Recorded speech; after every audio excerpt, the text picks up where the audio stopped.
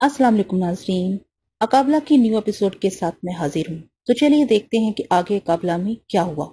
मैंने अपने नवादर एक तरफ रख दिए और बावाज़े बुलंद लड़की को उठने का हुक्म दिया। साथ ही मैंने बेख्तियार दीवारों की तरफ इशारा किया, शिद्दत से ये हवाइश की के मशले रोशन हो जाएं। लम्हों में मेरी आंखें खीरा होगी, सारा कमरा रोशनी से जगमगा उठा। सीटियों की आवाज भी बंद हो गई थी। हिजनो यास में डूबी हुई किसी नामालूम आवाज ने इसकी जगह ले ली थी। थोड़ी देर के बाद मुझे अपने आप पर ताजुब हुआ, साथ ही मेरा हौसला बढ़ गया। रोशनियों की वजह से इस मुकाम की दहशत कम हो गई और मेरे सामने मलिका का बदन बिखरा पड़ा था और इसने अपना बदन फॉल करने के लिए चंद झटके लिए। जैसे ही इसने रक्स का आगाज किया, गुजराए हाथ में धमाधम नकारों की आवाज गूंजने लगी और मालिका के रक्स में जिंदगी नजर आने लगी।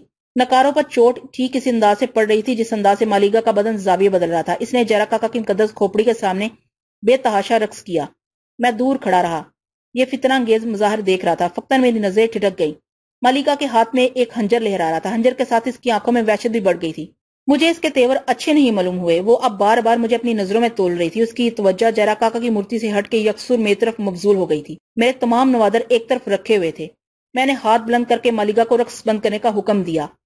वो हंजर इस्तादा किए हुए तेजी से मेरी तरफ आई। मैं अपने गैर मामूली हवास के तहत पहले ही मुस्तद बैठा था। मैंने इसका हंजर वाला हाथ पूरी मोहलत और चाबक दस्ती से थाम लिया। हंजर मेरे हाथ के दबाव से छूट गया और मालिका एक कराह के साथ बेहोशी और नजा के आलम में मेरी गिरफ्त में आ गई। मैंने ठोकर से हंजर दूर फेंक दिया और मालिका का सरापा उठाकर मूर्ति के करीब ले गया। नकारों की आवाज बंद हो गई थी और फिर से मलालो गम की आवाजें दीवार से फूटने लगी थी।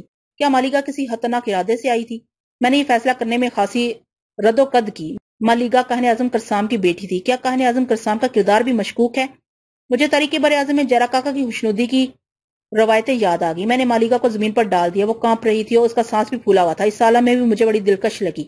मुझे इस वक्त की कोई बात याद नहीं क्योंकि मुझसे मेरी बसारत तो समाज छिन गई थी। मैं आम आदमी नहीं रहा था। ये नगमाए गजब गुजर गया तो मालिका की सरशोरी महकूमी में ढल चुकी थी और मेरी आंखें देखने के लायक हो चुकी थी। मैंने इसका दरीदा बदन देखा तो इफ्तिखार, फतह, कुव्वत और बरतरी के जज्बे मेरे दिमाग पर छा गए। अपने हिसाब को सुकून पहुंचाने के लिए मैंने कद उठाया। मालिका की तरफ से बेनियाज होकर मैं एक सिमट ढुलक गया।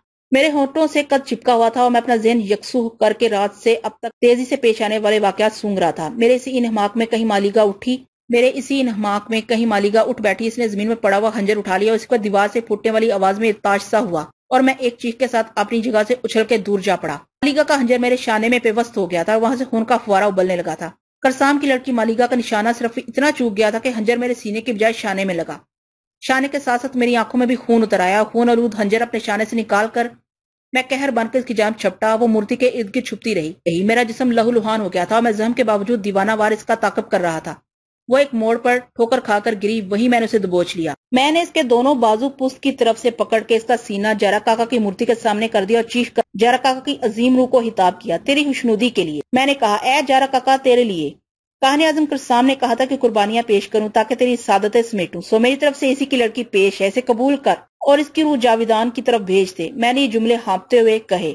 मालिका की आंखें फटी हुई थी और मैंने हंजर के लिए दूर तक हाथ बुलंद किया और इसके सीने में पूरी ताकत से हंजर भोंक दिया और इसका फड़कता हुआ लाशा उठाकर मैंने चबूतरे पर डाल दिया। खून से सारा मुजस्मा सुर्ख हो गया। मालिका कुर्बान हो चुकी थी। मैंने अपने जहम पर वही कद लौट दिया जिसे मैं पी रहा था। एक जलन सी हुई लेकिन मुझे सुकून आ गया। मैंने हाथ के इशारे से तमाम मशले बुझा दी। सिर्फ एक मिशल फरोजा रही। इसके नीचे मालिका का बेसुध जिस्म पड़ा था। मेरे पास ये सोचने का वक्त नहीं था कि मैंने मालिका को कुर्बान करके अच्छा किया या बुरा।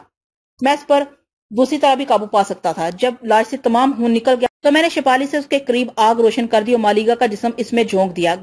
गोश्त और चर्बी की चिरांद ने मेरा दिमाग और दिल मुअत्तल कर दिया, मगर मैं पूरे इन्हिमाक के साथ उसे जलाता रहा ताई के जिस्म राख बन गया। जरा काका की मूर्ति ने पहले ही मालिका का खून अपने अंदर जज़ब कर लिया था। ये काम निपटा के मेरे आजिद के लिए कोने में बैठ गया। हालांकि मेरा जहम रिस रहा था और बेदरपे वाकयात से जहन मुंतशिर था, ताहम यही मेरी बर्दाश्त का इम्तहान था। मुझे जिंदा में इसलिए मुक़य्यद किया गया था कि मुझे वक्त का कोई अंदाजा नहीं है। हाँ, मालिका की तरह जब एक और लड़की मेरी नजरों के सामने आई तो मेरा सुकून दरम बरम हो गया। वो भी इसी तरह तरोताजा और शादाब थी। उसने भी मालिका की तरह नहायत सादा जवाब दिए। मैंने वो तमाम खंजर अपने कब्जे में कर ली जो हुजरा हाथ में मौजूद थे। उसे परखने के लिए मैंने मालिका की तरह बरता। मालिका की तरह इसका रद्देमल भी यही था। उसने भी एक शोला फिशार रक्स किया। वही कर्ब, वही बेचैनी उसकी आंखों में मौजूद थी। मैंने सहमी हरनी को किसी शेर की मानत बरता। इस मतबरक इकदाम के बाद उसी तरह दूर जाके बैठ गया। वो अपनी जगह से उठी और एक नुकीला पत्थर उठाकर मेरे तरफ बढ़ी। मैं कनखियों से इसकी तमाम हरकतों का जायजा ले रहा था। मैंने उसे पहले ही जा लिया और जरा काका की मूर्ति के सामने पूरे एहतराम के साथ एक और कुर्बानी पेश की। मूर्ति ने इसका खून भी हैरत अंगेज तौर पर जज़ब कर लिया। मैंने उसे भी आग की नजर कर दी, अपने रियाजत में मसरूफ हो गया। मेरी समर के बाद दीवारों से मुख्तलिफ किस्म की आवाजें आने लगी। वो एक ही विर्द कर रही थी। मैंने वो विर्द हिफज कर लिया और जोर जोर से नदीदा रूहों को सुनाया तो आवाज बुलंद हो गई। میں نے سمجھا میرے اعمال مقبول ہو رہے ہیں، اب مجھے کامل سکون سے ان روحوں کو خوش کر کے بیش از بیش علوم منتقل کرنے چاہیے۔ یہ ابتدائی زمانہ تھا، پہلی 2 لڑکیوں کی قربانی کے بعد تیسری لڑکی آئی، چوتھی آئی، 5ویں آئی، پھر میں ان کی گنتی کرتے کرتے عاجز آ گیا۔ انہیں مالکہ کی طرح قربان کرنا میرے معمول میں شامل ہو گیا۔ میں ایک قصائی تھا جو کسی تاخیر کے بغیر حسین نوجوان لڑکیوں کو صفاقی کے ساتھ ذبح کر دیا کرتا تھا۔ میرے سینے میں کسی جنگلی درندے کا دل منتقل ہو گیا تھا۔ جارا کاکا کی مورتی خون میں نہاتی رہی، میں آگ روشن کر کے ان کے بدن جلاتا رہا اور اب بدترین چراند برداشت کرتا رہا۔ اب مجھے اپنی جگہ سے اٹھنے کی ضرورت بھی نہیں ہوتی تھی، میری خواہش پر اشیاء خود بہت متحرک ہو کر میرے ہاتھوں میں آ جاتی تھی۔ یہ ایک لذت تھی جو مجھے انگنت قربانی کے بعد حاصل ہوئی تھی۔ میری شکل قلبی کی انتہا دیکھی کہ ہر نئی لڑکی کی آمد پر میرے ہاتھ اس کے سینے میں چھرا بھونکنے کے لیے مچلنے لگتے۔ میں نے تڑپتا دیکھ کر ایک لطف محسوس کرتا، ایک بے پناہ مسرت۔ یہ اذیت مجھے لطف دینے لگی تھی۔ جارا کاکا کی مورتی کے سامنے جلی ہوئی ہڈیوں کا انبار لگ چکا تھا۔ روز دیوار سے پھوٹتی ہوئی آوازیں میری تربیت کرتی اور مجھے ماہ و سال کا ہوش نہیں رہا۔ باہر کی یاد میرے ذہن کے دریچے سے گزرنا بند ہو گئی۔ شروع میں یہ کام بڑا کریہ لگتا تھا، بعد میں ان معمولات کا عادی ہو گیا۔ مشروبات کی کوئی کمی اس وجہ میں نہیں تھی، طرح طرح کی غذائیں میسر تھیں۔ اگر غذا کی کوئی کمی ہوتی تو مجھ سے یہ بھی بعید نہیں تھا کہ میں ان لڑکیوں کا گوشت چبانے لگتا۔ ہر لڑکی کے بعد کسی قدر مہلت ملتی، پھر دوسری لڑکی آ جاتی، پھر اس کا خون دیکھ کر مجھ پر اور زیادہ عالم کیف طاری ہو جاتا تھا۔ اس دوران میں جب بھی مجھے موقع ملتا میں جارا کاکا کی روح سے مخاطب ہو جاتا۔ میں اب تک جن مراحل سے گزرا تھا ان میں یہ سب سے ہولناک جگہ تھی۔ ایک شخص اتنی دور جا سکتا ہے، اس شخص کو ہوش ہی کہاں تھا کہ وہ کہاں تک جا چکا ہے، اسے کہاں تک جانا ہے۔ وہ شخص انسان ہی کب رہا تھا؟ اس کا بسیرا روحوں کے درمیان تھا، اس کی آنکھیں ماورائی طاقتوں کے مظاہر کا مشاہدہ کرنے کی عادی ہو گئی تھی۔ یہ جذبے میں خودی ہی عقل تھا۔ اب باہر جانے کی تمنا بھی میرے دل میں نہیں ہوتی تھی۔ اب ایک لڑکی کو قربان کرنے کے بعد دوسری لڑکی کا انتظار شدت سے رہتا تھا۔ ابتدا میں نے ان کی آمد کے راستے کا سراغ لگانا چاہا، ناکامی کے بعد میں نے یہ کوشش بھی ترک کر دی۔ مجھے اپنا نام یاد رہ گیا تھا، اپنے بارے میں چند خفیف سی باتیں۔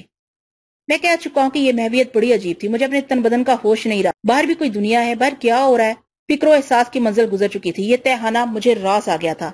یا دیوتاؤں کو ایک بہترین رفیق مل گیا تھا۔ کرسام باہر سے جن لڑکیوں کو بھیجتا تھا وہ باہر کا ذکر کرتی تو میں کوئی دلچسپی نہ لیتا، میں ان سے مزید گفتگو بھی نہیں کرتا تھا۔ رقص کے بعد دور و دیوار سے مختلف آوازیں آنے لگتی تھی، میرا جنون اور بڑھ جاتا تھا۔ ایک دن قربانی کے بعد میں مدہوشی کے عالم میں ورد کر رہا تھا کہ جارا کاکا کی مورتی کا ہاتھ میری طرف بڑھنے لگا۔ میں نے اس کا بوجھ اپنے شانوں پر محسوس کیا تو شعور کی دنیا میں واپس آ گیا۔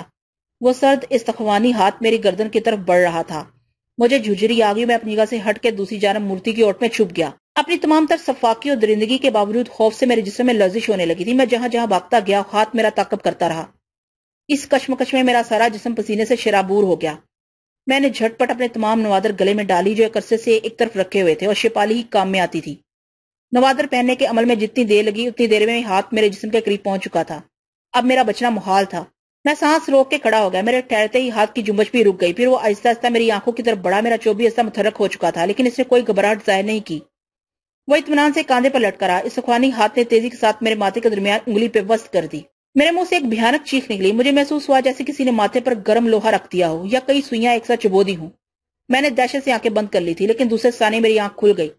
سرسراتا ہوا ہاتھ ہوا میں غائب ہو چکا تھا اور میرا ہاتھ بری طرح جل رہا تھا۔ میرے اس حادثے کے متعلق سوچنے سے پہلے ہی حجرہ خاص میں سورج کی روشنی در آئی۔ دروازہ کسی نے جھٹکے سے کھولا۔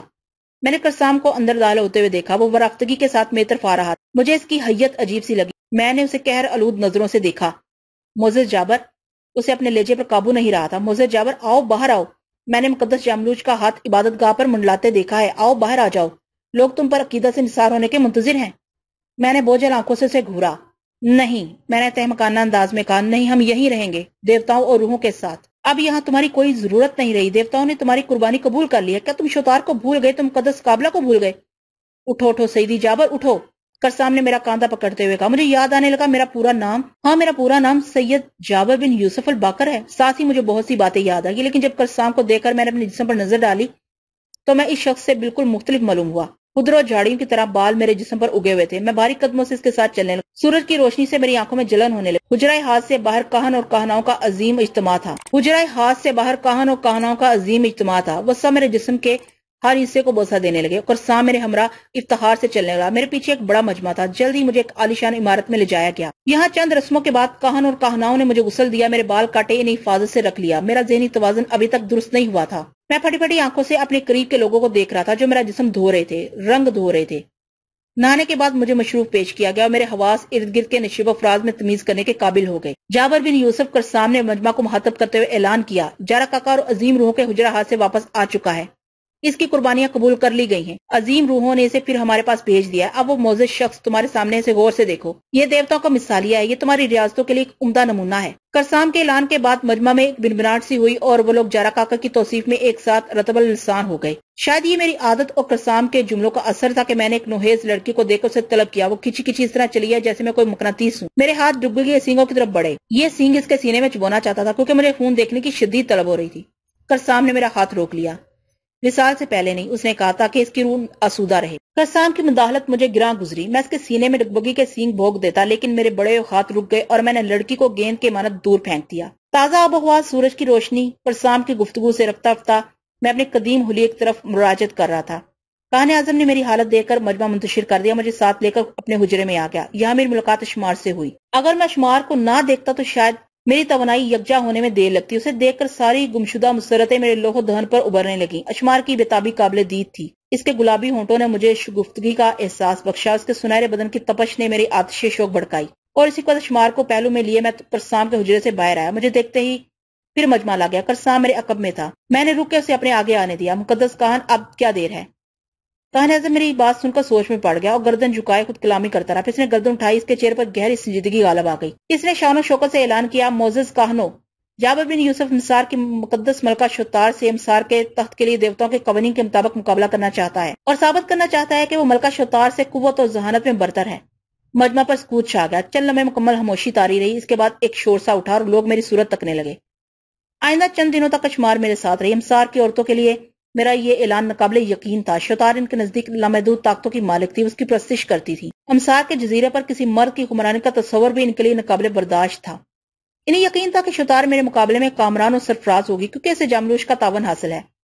شتار نے مجھ سے مقابلے کی دعوت قبول کر لی تھی۔ اس مقابلے کے لیے اس نے وہی میدان منتخب کیا تھا جہاں شمار نے میرے حصول کے لیے شام سے مقابلہ کیا تھا۔ مجھے مقابلے کے لیے شتار کی ہر شرط منظور تھی۔ جارا کاکا کے حجرہ ہاتھ سے آنے کے بعد جو اعتماد میرے دل و دماغ میں پیوست ہو گیا تھا، اس نے مجھے ہر اندیشے سے بالا کر دیا تھا۔ کاہن اعظم نے کسی مصلحت کے پیش نظر مقابلے کی جگہ بدل کے عبادت گاہ میں انعقاد کا اعلان کر دیا تھا تاکہ جارا کاکا کی روح شکست و فتح کا فیصلہ کرے۔ امسار کی ناظموں نے اس اعلان پر اپنی رضامندی کا اظہار کر دیا۔ جیسے جیسے مبارزت کے دن قریب آ رہے تھے، میرے حوصلے بلند ہو رہے تھے۔ ایک اندازے کے مطابق میں نے آدھے سال کے شب و روز جارا کاکا کے حجرہ ہاس میں گزارے تھے۔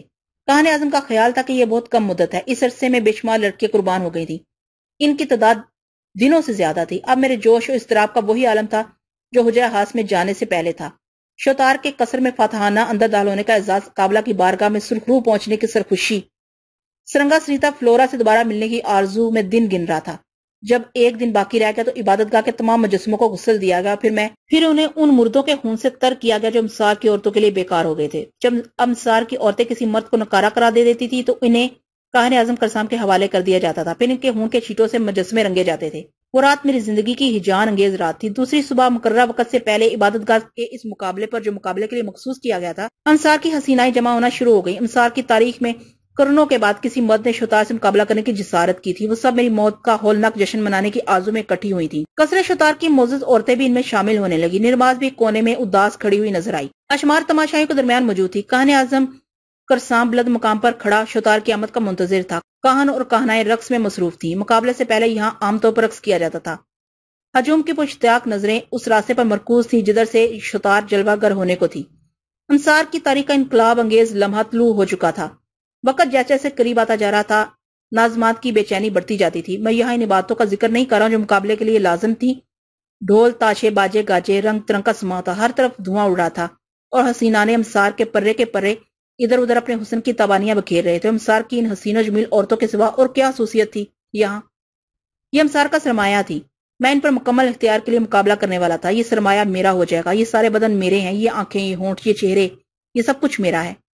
میری بےتابیاں سوا ہوئی جا رہی تھیں اور شتار کا کہیں پتہ نہیں تھا۔ اس ہجوم میں نرماز، شمار اور وہ عورتیں میری طرفدار تھی جو اقابلہ کی طرف سے بھیجی گئی تھی اور میری نظروں سے پوشیدہ تھیں۔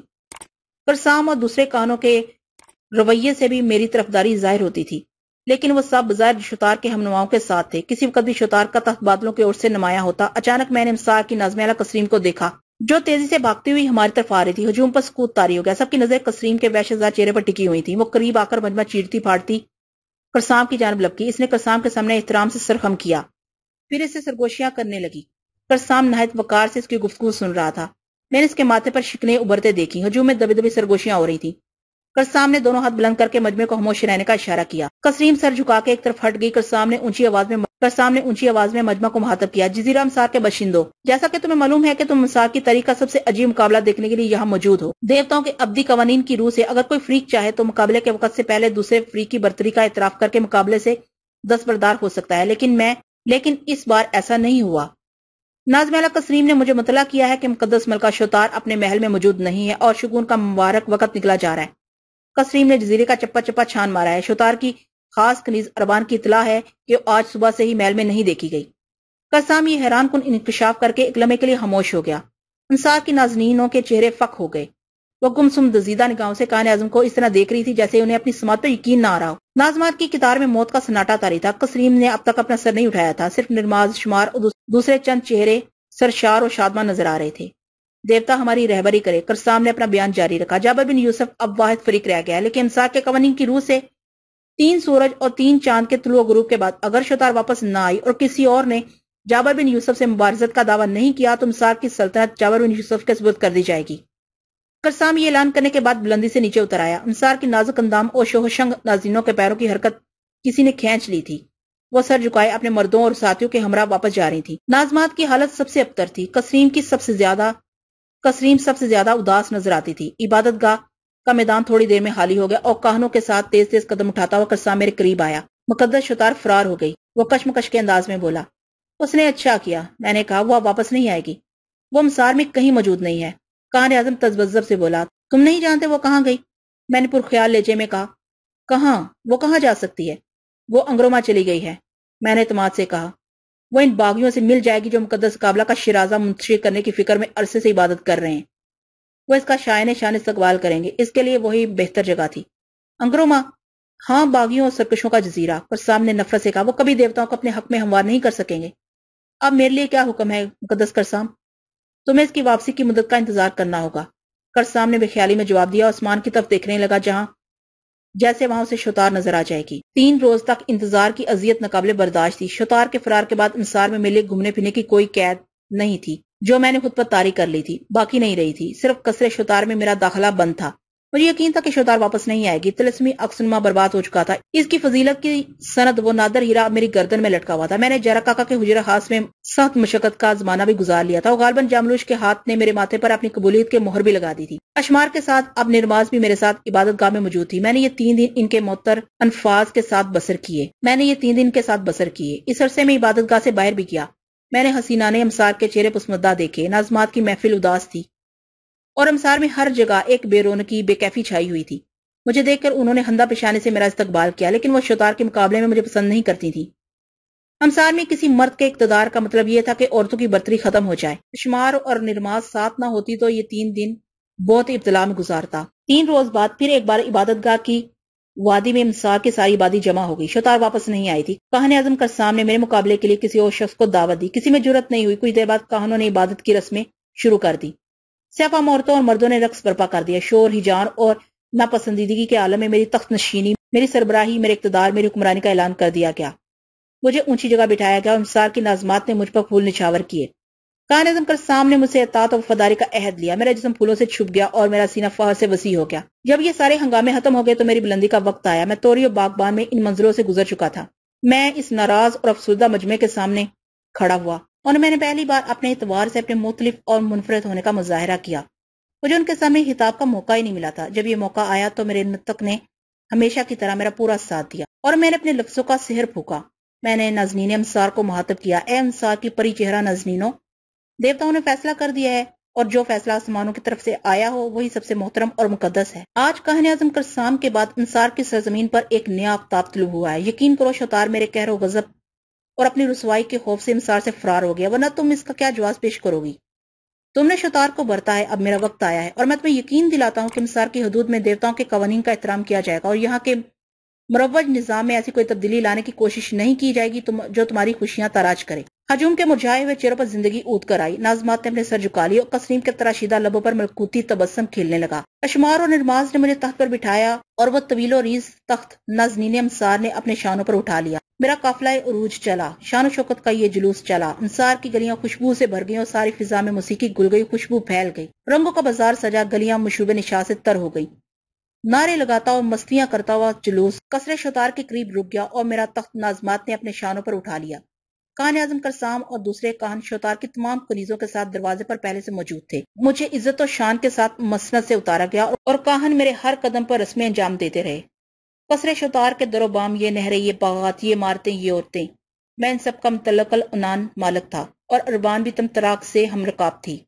قصر شتار میں منتخب حسیناؤں کا اجتماع تھا اور ان سب کے تیور والہانہ تھے۔ میری نظر اس دید کا یارہ نہیں رکھتی تھی۔ مجھے شتار کے ایوان خاص میں پہنچا دیا گیا، یہاں مجھے معطر فیروزی پانی سے غسل دیا گیا۔ میں نے اس نظارے کی تاب نہ لا کر ان سب کو حکم دیا کہ مجھے تنہا چھوڑ دیں۔ جب وہ چلی گئی تو میں نرم و نازک پھولوں کے بستر پر دراز ہو گیا جو سنگ مرمر کی ایک بڑی چوکی پر آراستہ کیا گیا تھا۔ ایوان خاص کی منقش چھت، زری دیواریں اور نفیس برتنوں کے متعلق میں پہلے ہی بیان کر چکا ہوں۔ قصر شتار قابلہ کے قصر کا کوئی حصہ معلوم ہوتا تھا۔ یہاں میں نے دبدبے کے ساتھ شتار کو حکومت کرتے دیکھا تھا۔ اس کی خوشبو اس ماحول میں رچی بسی تھی۔ یہی وہ تحت تھا جہاں اس نے سب سے پہلے مجھے ملاقات کا شرف بخشا تھا۔ اس کے پہلو میں مجھے کتنے ہی حیات آفریں وصل کے لمحے نصیب ہوئے تھے۔ اس تنہائی میں مجھے اس پر ترس آنے لگا، لیکن جلد ہی یہ کیفیت ختم ہو گئی اور میری نظروں میں اپنا رتبہ بڑھنے لگا اور میں نے اپنی شجاعت پر غور کر بہت داد دی۔ میری بلند اقبالی میری ذہانت کی مرہون منت تھی۔ جب کائنات میں سمرال سرنگا سریتا اور قابلہ کو معلوم ہوگا کہ میں نے سر پر قبضہ کر لیا ہے تو کیا ہوگا؟ میں ہوشائن تصور ہی کر سکتا تھا اور میں بستر پر دراز دیر تک انہی تصورات میں ڈوبا رہا اور پھر میں نے اٹھ کے شتار کے خاص کمروں اور خلوت گاہوں کا جائزہ لیا۔ اس کمرے سے ملحق عبادت گاہ میں بھی داخل ہو گیا۔ دیواریں میری آمد سے شک ہو گئی، ہر دروازہ میری آہٹ سے کھلتا گیا۔ طلسمی عکس کے ایوان میں مجھے اور بہت سی چیزیں دیکھنے کو ملی۔ میرا حلق خشک ہو جاتا تھا جو میں نے بار بار مشروب خاص سے ترک کیا۔ میں کئی جگہ خوبصورت بستروں پر دراز ہوا، کئی جگہ سونگ کے میں نے ماحول کی لطافت اپنے اندر جذب کی اور ایوانوں کے وسیع سلسلے بنظر غیر دیکھتا ہوا خلوت گاہ میں آ گیا۔ مجھے موسیقی کی خواہش ہوئی اور میں نے شتار کی طرح یوں ہی ہاتھ اٹھا دیا۔ ہلکی موسیقی کی لہریں فقتاً ابھرنے لگی۔ میں نے کئی مرتبہ ہاتھ اٹھایا، روشنیاں جلملانے لگیں اور رنگین بادلوں نے مجھے گھیر لیا۔ میں ایسا ہی ایک ماحول چاہتا تھا۔ پھر میں نے اربان کی خواہش ظاہر کی۔ چشم و زن میں اربان دوسری کنیزوں کے ساتھ حاضر ہو گئی۔ ان سب کو بھیج کر میں نے اربان کو روکے رکھا۔ اربان کی تمکنت وہی تھی مگر اس کا سر جھکا ہوا تھا۔ میں نے اسے اپنے پاس بلایا۔ وہ کوئی کمان تھی جو لچک جاتی تھی، وہ ایک پنکھڑی تھی جسے سونگھنے کی بجائے کھانے کو دل چاہتا تھا۔ اربان، میں نے آہستگی سے کہا۔ ہاں، اس نے بھی کہا۔ میں تمہارے ساتھ کیا سلوک کروں؟ وہ اور لچک گئی۔ تم کتنی نازک ہو۔ اور میں نے اپنے دونوں ہاتھوں میں اس کا چہرہ اٹھا لیا۔ اس کی آنکھیں بند ہو گئی اور اس کے ہونٹ لرزنے لگے۔ تم اب بھی کنیز خاص ہو، میں نے وارفتگی سے کہا، اور میں امسار کے اقتدار کا آغاز تمہیں سے کرتا ہوں۔ مجھے شتار کے مرغوب مشروب پلاؤ۔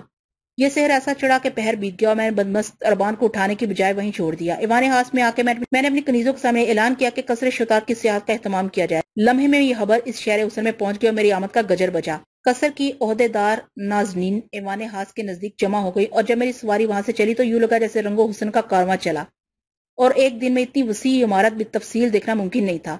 میں اس کے بہت سے حصے پہلے ہی دیکھ چکا تھا۔ قصر کی منتظمہ نے مجھے وہ تمام کمرے دکھائے جو میں شتار کے حد میں نہیں دیکھ سکا تھا۔ سزاؤں کے کمرے، مختلف دیوتاؤں کے نام پر ان کی عبادت کے لیے مخصوص ایوان، شراب کے کمرے، مگر یہ سب کچھ تو جیسا کہ میں پہلے کہہ چکا ہوں ایک طلسمی نظام کے زیر اثر تھا۔ میں نے ان ماہجمالوں کو دیکھا جو اب تک میری نظر سے اوجھل رہی تھی۔ میں نے ان سزا یافتہ دوشیزاؤں سے ملاقات کی جن پر شتار کا قہر نازل ہوا تھا۔ میں نے ان سب کو آزاد کر دیا۔ میں نے وہ ستم رسیدہ مرد دیکھے جو غلاموں کی طرح رہتے تھے۔ میری آمد پر فواروں کے درمیان خوشبا رقص ہونے لگا۔ قصر شتار ایک پرستان تھا اور ایک ایسی جلوہ گاہ، ایک ایسا شبستان جسے پرکھنے کے لیے کسی فنکار کی آنکھ چاہیے۔ شمار و نرماز میرے پہلو تھی۔ میں نے ارادہ کیا کہ ان لڑکیوں پر نشانات لگاتا جاؤں جن کا حسن جگتا ہے، مگر میں ان میں کوئی امتیاز تلاش کرنے میں ناکام رہا۔ کسی کی آنکھ سحرانہ تھی تو کسی کی آواز شاعرانہ، کسی کا چہرہ چمکتا تھا تو کسی کا بدن سانچے میں ترشا ہوا تھا۔ میں سیاحت سے لوٹ آئے، اتنی نگاہوں کی دعوت کو متحمل کون ہو سکتا تھا؟ اپنے ایوان میں آنے کے بعد میں نے اربان کو حکم دیا کہ ناظم اعلیٰ کسرین کو طلب کیا جائے۔ مجھے لمحوں انتظار کرنا پڑا۔ کسرین جیسے ہواؤں کے دوش پر آئی اور آتے ہی میرے سامنے سجدہ ریز ہو گئی۔ ایک دن میں کیا سے کیا ہو چکا تھا۔ اس بت تناز کا چہرہ میری نگاہ التفات کے لیے مچلا جاتا تھا۔ کسرین کی تمکنت، عزت و شان، گرج دھمک سے میرا واسطہ پڑ چکا تھا۔ شاید یہی اثر تھا کہ سب سے پہلے میں نے اسے طلب کیا۔ اس کی ذہین آنکھیں اس کی عظمت پر دلالت کرتی تھیں۔ وہ اسی سبب سب سے ممتاز تھی، لیکن اس کو تو میرے سامنے کسی غلام کی طرح کھڑی تھی۔ اب اس کے جمال کا احوال کیا بیان کیا جائے؟ میں نے خلوت کا اعلان کیا، صرف کسرین میرے مطالبے کے لیے رہ گئی اور میں چپ چاپ اسے دیکھتا رہا۔ اس تماشے سے مجھے بڑا لطف آ رہا تھا۔ وہ حکم کی منتظر تھی۔ ناظم اعلیٰ کسرین، میں نے شاہانہ انداز میں اسے مخاطب کیا، میں تم سے متاثر ہوں۔ مقدس جابر، کسرین نے احترام سے کہا، یہ میرے لیے اعزاز ہے۔ مجھے اس کے جواب سے خوشی ہوئی۔ تم مجھے امور سلطنت میں بہترین مشورے دے سکتی ہو، میں نے کہا۔ میں مقدس جابر کی اطاعت عبادت سمجھتی ہوں۔ افراد بدل گئے ہیں لیکن اقتدار وہی ہے۔ میں تمہاری گزشتہ خدمات کے عوض ناظم اعلیٰ کا عہدہ تمہارے پاس ہی برقرار رکھنا چاہتا ہوں۔ مقدس جابر کا فیصلہ دیوتاؤں کے حکم کا درجہ رکھتا ہے۔ اس نے ادب سے کہا، مجھے امسار میں تمہاری بہترین خدمت کی ضرورت محسوس ہوگی۔ میں امسار کے اقتدار کی خدمت ہی کے لیے تجویز کی گئی ہوں۔ میں تمہارے حکم کی منتظر ہوں۔ اس کے دلکش لہجے نے مجھے منفصل کر دیا۔ وہ میرے ہر معاملے میں عاجزی اور اطاعت کا عہد کرتی جا رہی تھی۔ میں تمہیں سرفراز کرنا چاہتا ہوں، میں نے کہا۔ مقدس جابر کے نطق کو مجھ سے ہم کلامی کی زحمت ہو رہی ہے۔ اس کے انداز تکلم نے مجھے سرشار کیا۔ میں تمہیں اپنے قرب کی سعادت بخشنا چاہتا ہوں۔ میں اس کا تصور نہیں کر سکتی۔ آؤ میرے ساتھ اس نشست پر بیٹھ جاؤ۔ وہ جھجکتی ہوئی میرے قریب آ گئی اور میں نے اسے اپنے پاس بٹھا لیا۔ بہت قریب سے اس کے حد و حال کا جائزہ لینے لگا۔ پھر میں نے امسار کے بارے میں اسے ماہرانہ گفتگو شروع کر دی۔ اس نے مجھے چند بیش قیمت رموز سے آگاہ کیا۔ میں نے ہاتھ اٹھا کے مشروب طلب کیا۔ اس نے مجھے اپنے ہاتھوں سے پلایا۔ میں نے روشنیاں دھیمی کرنے کے لیے ہاتھ بلند کیا۔ میں نے روشنیاں دھیمی کرنے کی خواہش ظاہر کی۔ روشنیاں نرم پڑ گئیں۔ پھر میں نے کسرین کی ظاہری و باطنی صلاحیتوں کا بکمال تمام جائزہ لیا۔ اس کی گفتگو اور قرب نے مجھے عجیب لطف سے ہمکنار کیا۔ پھر رفتہ رفتہ میں نے امسار کے تمام ناظمات اور قصر شتار کی منتخب عورتوں کو طلب کیا۔ قصر شتار کا نام اب قصر جابر رکھ دیا گیا تھا۔ میں نے امسار میں کوئی بڑی تبدیلی نہیں کی۔ چند ناظمات کو ہٹا کے ان کی جگہ نئی عورتوں کا تقرر کیا گیا۔ میرا بیشتر وقت انہی کی صحبتوں میں گزرا۔ کاہن اعظم قسام کو طلب کر کے میں شتار کی عبادتگاہ کے نوادر کے بارے میں معلومات حاصل کرتا اور باقی وقت میں نے جاملوش کی خوشنودی حاصل کرنے کے لیے تنہائی میں بسر کیا۔ مجھے اقتدار میں آئے ہوئے 3 ماہ سے زائد ہو گئے۔ امسار میں اب بھی عورتوں کو برتری حاصل تھی، لیکن مردوں کے سلسلے میں نازنینہ نے امسار کا رویہ محتاط ہو گیا تھا۔ کوئی بڑی تبدیلی مناسب ہی نہیں تھی۔ کاہن اعظم کی آنت مجھے حاصل تھی اور میں نے بہت جلد ناظمات کا اعتماد بھی حاصل کر لیا تھا اور قصر جابر کی محبوب شخصیت بن چکا تھا۔ اشمار اور نرماز کو کوئی عہدہ تفویض نہیں کیا گیا تھا، لیکن مجھ سے قربت رکھنے کے سبب نہایت اعزازات اور احترام سے دیکھی جاتی تھی۔ امسار ایک جنت تھی اور مجھے یہاں دنیا کا کوئی غم نہیں تھا، لیکن اب یہاں میرے لیے مزید قیام کا کوئی جواز نہیں تھا۔ امسار کی سرکش ملکہ فرار ہو چکی تھی اور قابلہ کا غلام یہاں کا سربراہ بن چکا تھا۔ اس عرصے میں میرے اندر بڑی تبدیلی آ چکی تھی۔ میرے علم و فضل میں حیرت انگیز اضافہ ہو چکا تھا۔ میں نے شتار سے مقابلے کے لیے شدید مشقتیں اور اذیتیں برداشت کی تھیں جو برگزیدہ لوگوں کا ترا امتیاز ہوتی تھیں۔ بہت سے سیاہ علوم میرے دماغ میں منتقل ہو چکے تھے۔ مجموعی طور پر میرا قد اتنا دراز ہو گیا تھا کہ مجھے اپنی بلندی دیکھ کر خود حیرت ہوتی تھی۔ اس تاریک سرزمین میں میری جدوجہد میرا اضطراب رنگ لا رہا تھا، لیکن جہاں اضطراب ختم ہو جائے وہاں زوال شروع ہو جاتا ہے۔ میں ایک بادشاہ تھا، مگر بے تاج بادشاہ۔ میری کلا تو اقابلہ تھی۔ امسار کی حسین عورتوں کی رنگین صحبت میں رہنے کے باوجود اس کے دیدار کی تڑپ میں کبھی کوئی کمی نہیں آئی تھی۔ اس لیے ہوس اور شدید ہو گئی تھی۔ ہوس کہنے پر مجھے معاف کیا جائے، میں اس جذبے کو کوئی اور نام نہیں دے سکتا۔ حسن سے سوا کوئی اور چیز تھی۔ میری طلب بھی طلب صادق کے سوا کوئی اور طلب تھی۔ امسار کی پری جبال ماجبینوں کے چہرے مجھے اس کی بے تحاشا یاد دلاتے تھے۔ وہ میری انا تھی، وہ میرا اقتدار تھی، حالانکہ وہ ایک مہم امید تھی۔ اس کی صحبت دلنشی کے بغیر یہ تمام اعزاز ادھورا معلوم ہوتا تھا۔ امسار میں میرا کام ختم ہو چکا تھا۔ ادھر سرنگا میرا منتظر تھا اور سریتا اپنے شباب کے ناسودہ دن گزار رہی تھی۔ فروزی، مارشا، جولیا، ڈاکٹر جواد، فلورا جو پڑوس کے ایک جزیرے بہناز میں نربکا کے پاس تھی اور میری غیرت کے لیے تازیانہ عبرت بنی ہوئی تھی۔ مجھے نربکا کا چہرہ نوچنا تھا اور ابھی مجھے سارے اعظم جاملوش کی آنت بھی حاصل کرنی تھی۔ آہستہ آہستہ میرے حواس پر یہ سب لوگ غالب آ گئے اور میں نے کاہن اعظم کو اپنی تجویز سے آگاہ کیا۔ میں اسے امسار کی نگبانی اور نیابت سونپنا چاہتا تھا، مگر اس نے انکار کر دیا۔ پھر میں نے اس کے مشورے سے امسار کی تمام آبادی کے درمیان ایک حیرت انگیز اعلان کیا۔ میں نے واپس جانے کا اعلان کر دیا۔ ان کے منہ حیرت سے کھل گئے اور جب میں نے اپنی نیابت کے لیے قصرین کے نام کا اعلان کیا تو ہجوم میں بہت سی عورتیں کھڑی ہو گئیں۔ میں نے نرماز کو ناظم اعلیٰ اور اشمار کو قصر جابر کی منتظمہ بنانے کے فیصلے سے بھی انہیں آگاہ کیا۔ پھر میں نے وشگاف الفاظ میں کہا، میں جابر بن یوسف الباقر دیوتاؤں کی مرضی سے امسار کا سب سے مقتدر شخص، امسار کا سربراہ ہوں اور ہمیشہ رہوں گا جب تک میرا کوئی ثانی پیدا نہ ہو جائے۔ مشکل نہ دے دے میری عدم موجودگی میں قصرین میری نمائندہ اور ترجمان ہے۔ اس کے فیصلے میرے فیصلے ہیں، اس کا حکم میرا حکم ہے اور میرا حکم دیوتاؤں کا حکم ہے، لیکن قصرین اس جزیرے کی سربراہ نہیں ہے جیسا کہ میں نہیں ہوں۔ اصل سربراہ دیوتا ہیں، میں دیوتاؤں کا نائب ہوں اور قصرین میری نائب ہے۔ اقتدار دیوتاؤں کے پاس۔ آئندہ کسی کو حوصلہ ہو تو میرے نام ہے کہ میں ہی یہاں کا افضل ترین شخص سمجھا گیا ہوں۔ مجھے مبارزت کی دعوت دے اور مقدس قابلہ کے غلام کو تہ سے اتار پھینکے کہ میری گن گرج سے تمام مجمع پر خاموشی چھائی ہوئی تھی۔ میں نے بیان جاری رکھا، میں امسار کی یادوں کے ساتھ جا رہا ہوں۔ اگر تم کوئی تبدیلی پسند نہیں کرتے تو دیوتاؤں کے سامنے اپنے مطالبے پیش کرتے وقت اپنے سربراہ کی عزت و تکریم میں اضافے کی سفارش کرو۔ قصرین، نرماز اور اشمار بے تبانہ میرے قریب آ گئی اور بان بھی ایک سمت گمسم کھڑی تھی۔ میں نے اسے دلاسا دیا کہ مقدس قابلہ کے حکم سے میں اسے جزیرہ توری طلب کروں گا۔ لوگ آفرین کہنے اور پھول نچھاور کرنے کے لیے اس کے گرد جمع ہو گئے۔ آخری چند دن میں نے عبادت گاہ کے لیے وقف کر دیے۔ قابلہ کا اندیہ لینے کے لیے میں اسے رابطہ قائم کرنے کی کوشش کی۔ جواب میں مجھے کاہن اعظم قسیم نے نوید دی کہ مقدس قابلہ نے مجھے امسار سے واپس جانے کی اجازت دے دی ہے۔ میں نے آخری رات اپنے قصر میں ہی گزاری جہاں دنیا کی حسین ترین عورتوں نے میرے سامنے عاطفی شاں رقص کیا۔ جس وقت میں ساحر اعظم جاملوش سے ملنے اور فلورا کی بازیابی کی خاطر بہناز جانے کے لیے امسار ودا ہوا تو ساحل پر امسار کے تمام باشندے موجود تھے۔ میری خودکار کشتی تیار تھی۔ کشتی میں ہر قسم کی غذا رکھ دی گئی تھی۔ کاہن اعظم قسام نے دعاؤں کے ساتھ مجھے رخصت کیا۔ سمندر کی لہریں مجھے امسار سے دور لے گئیں اور جب انصار بھی نگاہوں سے پوش ہونے لگا تو مجھے اپنے ہنسی آنے لگی۔ سمندر مجھے اپنے گھر، اپنے باپ اور رضا کی یاد دلاتا تھا اور مجھ پر یاس و غم کی کیفیتوں کا غلبہ ہو جاتا تھا۔ یہ پانی میرے گھر کے پانی سے ملتا ہوگا۔ میں سوچتا تھا کہ میں ایک لہر بن جاؤں اور صرف ایک بار اپنے وطن، اپنے ذا کو دیکھ لوں۔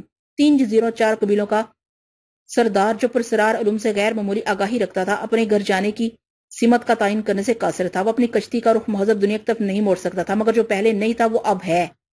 کبھی شاید ایسا ہو جائے کہ میرے ارادے، میری خواہشیں سب پر حاوی آ جائیں۔ بہرناز پر میری کشتی رک گئی۔ ساحل پر قدم رکھتے ہی میرے دل کی عجیب حالت ہوئی۔ فلورا سے قربت کے خیال نے انتشار پیدا کر دیا۔ میں سنبھل کے آگے قدم بڑھانے لگا۔ میں سیدھا نربکا کے پاس جانا چاہتا تھا، لیکن سارے اعظم جاملوش کی ہیبت نے مجھے اس ارادے سے باز رکھا۔ زراشی کی طرح مجھے یہاں دور دور تک بے آب و گیاس پہاڑی سلسلے نظر آئے۔ میں بہت دور تک چلتا رہا، پھر مجھے خیال آیا میں نے جملوش کی زمین میں آ کر سے حاضری کی اجازت نہیں لی ہے۔ چنانچہ ایک جگہ میں بیٹھ گیا اور میں نے اپنی تمام تر قوت سے جملوش کو مخاطب کیا۔ اے سحروں کے ساتھ جملوش، میں تیری زمین پر آ گیا ہوں اور تیرے جلال و کمال سے آگاہ ہوں۔ مجھے اپنی خدمت میں طلب کر یا پھر میرا راستہ گم کر دے تاکہ میں اس ریگزار میں ختم ہو جاؤں اور تاریخ بر اعظم کو ایک نامحترم شخص سے نجات مل جائے۔ میری آواز دور دور تک پھیل گئی اور میں تیز قدم اٹھاتا ہوا ریگزار میں آگے بڑھنے لگا۔ کوئی جواب نہیں آیا۔ میں نے انتظار کرنے کی زحمت نہیں کی اور ساحل کے مقابل خشکی پر آگے بڑھتا رہا۔ جیسے جیسے میں ساحل سے دور ہوتا گیا، لکودک بے ماں زمین کا دائرہ پھیلتا گیا۔ دور دور تک کوئی سایہ نہیں تھا، جگہ جگہ خشک ٹیلے ابھرے ہوئے تھے، انہی کی پشت پر کبھی کبھی سایہ نظر آ جاتا تھا۔ ویسے ہی معلوم ہوتا تھا کہ جزیرہ بہرناز میں سورج حرکت نہیں کرتا یا بہرناز کی زمین ٹھہری ہوئی ہے، کیونکہ سورج عین زمین کے اوپر تھا۔ تاریخ بر اعظم میں میری جدوجہد کے آغاز کا وقت ہوتا تو میں اس صحرائے آتش کے طول و عرض میں خوف سے چیخنے چلانے لگتا۔ میرے پیر تھوڑی دیر اور تھوڑی دور چل کر جواب دے جاتے، مگر میں نے اس آہ و بقا میں اب خاصا وقت گزار لیا تھا۔ جب میری آواز دور دور تک پھیل گئی اور کوئی جواب نہیں آیا، کسی طرف سے طلسمی آواز نے بڑھ کر میرا استقبال نہیں کیا، کوئی نازنین اس ریگزار میں مجھے اپنی باہوں میں لینے کے لیے نمودار نہیں ہوئی، نہ ہی کسی نے میرا راستہ روکنے کی کوشش کی، تو میں نے کسی تردد کے بغیر زمین طے کرنا شروع کر دی۔ ہر زمین اجنبی قدموں کے لیے مغایرت کا رویہ رکھتی ہے۔ ہر زمین کا اپنا ایک مزاج ہوتا ہے اور وہ پیر سونگ کے دیر میں منوس ہونے کا خاصہ رکھتی ہے۔ میرے قدموں کے نیچے اب جزیرہ بہرناز کی زمین تھی، اجنبی زمین، مگر اعتماد ذات پیدا ہو گیا۔ طلسم اسرار کے ماحول میں یہ اعتماد وہ حماقت کی علامت ہے۔ تاہم میں ایک مسلح شخص تھا، کوئی تنہا مسافر نہیں تھا، کوئی نہتا مسافر نہیں تھا۔ میرا سینہ نوادت سے ڈکا ہوا تھا اور ذہن بہت سے سیاہ علوم سے مالا مال تھا، اور بہت سے مشاہدے ان دو آنکھوں نے کر لیے تھے۔ میں نے ساحل کی طرف مڑ کر نہیں دیکھا، ساحل پیچھے رہ گیا۔ آگے بڑھنے والے پیچھے مڑ کر نہیں دیکھتے، راستے کی پیمائش خوفزدہ لوگ کرتے ہیں۔ مجھے احساس تھا کہ میرا نام جابر بن یوسف الباقر ہے اور یہ علاقہ سحر اعظم جاملوش کا علاقہ ہے۔ جاملوش کے علاقے میں خوف و دہشت جیسی چیزیں ناپسندیدہ سمجھی جاتی ہیں۔ اسے یہ باور کرانا ہوگا کہ کوئی غیر معمولی شخص اس کے ہاں وارد ہوا ہے۔ چنانچہ جب میں نے جاملوش کو آواز دی تھی تو میری آواز کا تجسس، شوق اور جوش اس نے محسوس کیا ہوگا۔ میں اور تیزی سے قدم بڑھانے لگا، جیسے آگے یہ زمین میرے لیے مکمل فرش بچھا دے گی۔ جزیرہ انصار کا فاتح بہرناز میں داخل ہو رہا تھا۔ اس کے عقب میں فوج نہیں تھی۔ تاریخ بر اعظم میں افراد اپنی ذات میں فوج ہوا کرتے تھے، چھوٹی بڑی فوج، چھوٹی بڑی طاقتیں۔ ابھی تک جزیرہ انصار کی رنگ و نکھت دل میں بسی ہوئی تھی۔ قصر شوتار میں کیسی کیسی حسین عورتوں کا اجتماع تھا۔ مجھے اربان اور قصرین بطور خاص یاد آئی، ان کے بدن سے خوشبوئیں پھوٹتی تھی اور شباب امڑتا تھا۔ انصار جاتے ہوئے ایک سنسنی سی ہوئی تھی کہ وہ عورتوں کی حکومت کا علاقہ ہے۔ انصار سے واپس آ کر بھی اس احساس نے پیچھا نہیں چھوڑا تھا۔ پتہ نہیں دوبارہ وہاں جانا نصیب ہو یا نہ ہو، مگر وہ قصر یاد ضرور آئے گا۔ پہلے توری، پھر باغبان، پھر انصار اور بہرناز۔ بہرناز کا نام آتے ہی میرے خون میں جولانی آ گئی۔ جزیرہ بہرناز کو دوسری تمام آبادیوں اور زمینوں پر اس لیے فوقیت حاصل تھی کہ جہاں سحر اعظم جاملوش فروکش تھا، جو کسی سلطنت کا امین نہیں تھا مگر بجائے خود ایک سلطنت تھا۔ اسے مسخر کرنا تاریخ بر اعظم کے ہزاروں جزیروں کی تسخیر سے بڑا کام تھا۔ جاملوش یہیں بیٹھ کے سیر پھونکتا تھا۔ اس طلسمی نظام میں سے کلیدی حیثیت حاصل تھی۔ اس کا ذکر اتنی بار اتنے لوگوں سے سنا تھا اور خود اس کے سالانہ کمالات اپنی آنکھوں سے دیکھے تھے کہ اس کے قد و قامت، جلال و کمال کا تصور کر کے جھجری آ جاتی تھی۔ جاملوش کی تائید تاریخ بر اعظم میں میری مزید کامیابیوں اور مالے کار اقابلہ کی بارگاہ میں سرخ روئی کا سبب بن سکتی تھی۔ جاملوش کے قیام کے علاقے جزیرہ بہرناز میں ایک اور کشتی مجھے کھینچ لائی تھی، یہاں فلورا موجود تھی۔